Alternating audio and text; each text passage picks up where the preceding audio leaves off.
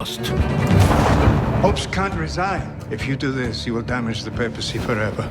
I can no longer sit on the chair of St. Peter. You're mistaken. You are silence. So the Two Popes films represent a very crucial time regarding to religious history.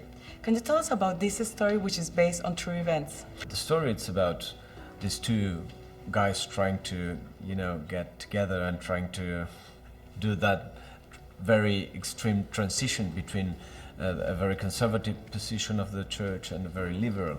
And I think the good thing in the movie is that this journey, it's shown with a lot of humor and a lot of humanity. You don't see the two popes, you see like Fernando used to say, like two uncles talking, the good uncle and the bad uncle, or something like that. Being Pope, you must remember that you are not God. You're only human.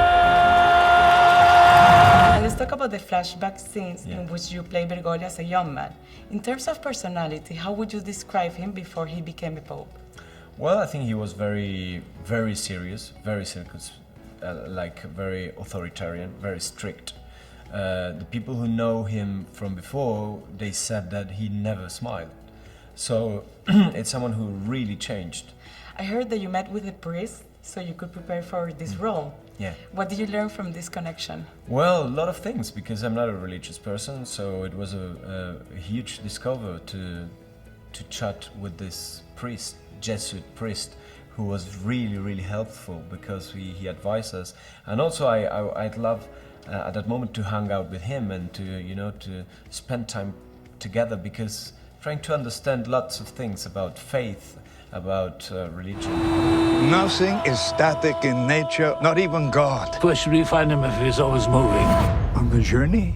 Oh, perhaps we'll find God over there on the journey. I'll introduce you to him. And can you describe what are some of the struggles that is shown in this movie from the Catholic Church Foundation regarding to tradition versus progress? Well, I think it's a movement that the church is doing, and Pope Francis it's really taking that agenda to really change some part of the church. Of course, for many people it's not enough, but I think it's step by step, and it's for an institution like the church, which is so very traditional.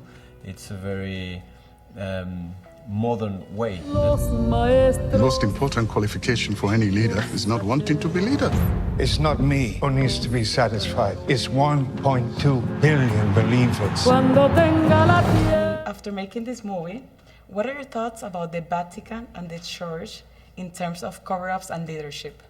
Well, I think Pope Francis, besides being the voice of the Catholics, it's an important voice in the world, because it's taking an agenda interesting in terms of inequality, climate change, injustice, refugees, poverty, and I think that's a good leadership, and he's trying to build bridges and not walls, and that's an important thing.